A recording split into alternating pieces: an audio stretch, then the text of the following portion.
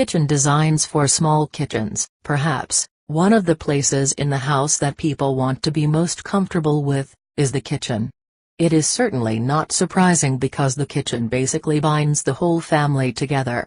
After all, it is where sumptuous meals are cooked and prepared. Moreover, the kitchen also serves as a classroom for most housewives, with which they practically learn cooking from.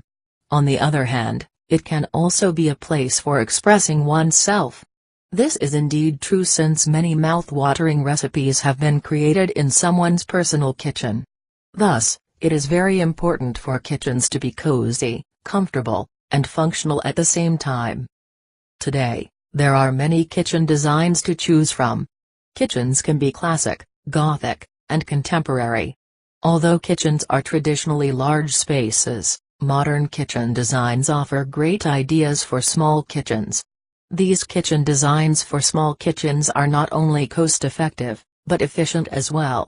More than just space, the functionality of this room should be one of the utmost considerations in its design. Although a lot of people think that small kitchen designs can be very challenging, it is not at all. With the proper planning, and the appropriate integration of design techniques, a small kitchen can be as beautiful and functional as bigger kitchens.